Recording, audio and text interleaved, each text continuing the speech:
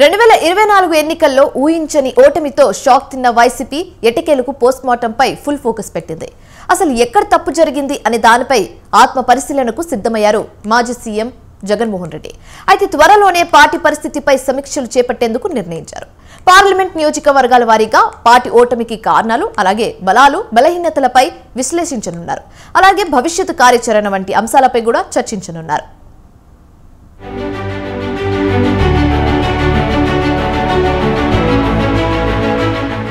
2024 సార్వత్రిక ఎన్నికల్లో ఘోర ఓటమి తర్వాత మొదటిసారి పార్లమెంట్ నియోజకవర్గాల వారీగా సమీక్షలకు వైసీపీ అధినేత జగన్మోహన్ రెడ్డి నిర్ణయం తీసుకున్నారు.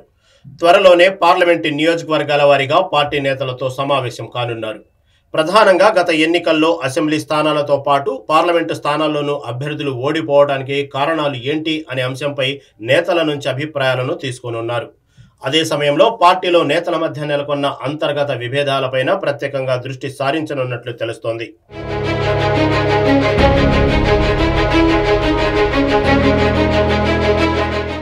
గత ఎన్నికల్లో చాలా మంది సిట్టింగ్ ఎమ్మెల్యేలను పక్కన పెట్టడం, అదేవిధంగా ఎమ్మెల్యే ఎంపీ అభ్యర్థుల ఎంపికలో మార్పులు చేర్పులు వంటి నిర్ణయాలతో పార్టీ నేతల మధ్య విభేదాలు భగ్గుమంటున్నాయి. ఇప్పటికే పార్టీలో కీలక నేతలుగా ఉన్న సజ్జల, సాయిరెడ్డి, సుబ్బారెడ్డి, బాలినేని శ్రీనివాసరెడ్డి వంటి నేతలు అంతర్గత కుమ్ములాటలతో పార్టీలో అనిశ్చితి నెలకొంది. జిల్లాలోనూ పార్లమెంటు, అసెంబ్లీ నియోజకవర్గాల్లో సైతం ఇదే పరిస్థితి కొనసాగుతోంది.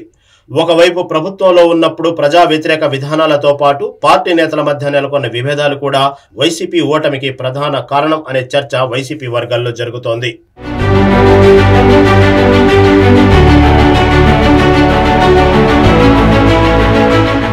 మరోవైపు వైసీపీ ఓటమి తర్వాత కొద్దిమంది నేతలు తమ దారి తాము చూసుకునే పనిలో ఉన్నారు. ఎన్నికలకు ముందే కొద్దిమంది నేతలు వైసీపీకి గుడ్ బై చెప్పారు. ఇక ఎన్నికల్లో ఘోర ఓటమి తర్వాత పార్టీ అధిష్టానంపై కొందరు నేతలు బహిరంగంగానే విమర్శలు చేస్తుంటే మరికొందరు మాత్రం లోపల రగిలిపోతున్నారనే టాక్ వినిపిస్తుంది. ఇప్పటికే పొన్నూరు మాజీ ఎమ్మెల్యే, గత ఎన్నికల్లో గుంటూరు ఎంపీ అభ్యర్థిగా పోటీ చేసిన కిలారి రోసయ్య వైసీపీకి గుడ్ బై చెప్పారు. కిలారి రోసయ్య దారిలో మరికొందరు మెల్లగా జారుకునే ఆలోచనలో ఉన్నారట. అలాగే శాసన మండలిలో కొంతమంది ఎమ్మెల్సీలు సైతం వైసీపీని వీడి టీడీపీ గూటికి చేరతారనే ప్రచారం కూడా జరుగుతోంది.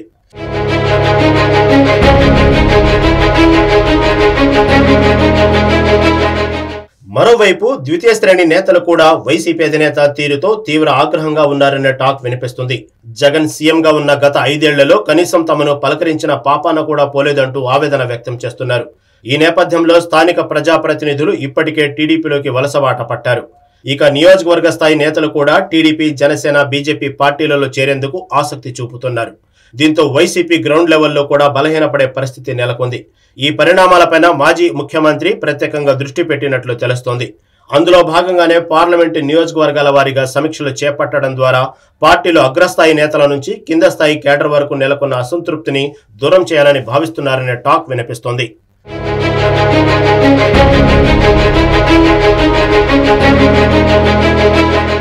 వాస్తవానికి ఈసారి ఎన్నికల్లో ఘోర ఓటమి చవి చూసిన వైసీపీ ఓటమికి గల కారణాలను విశ్లేషించలేదు.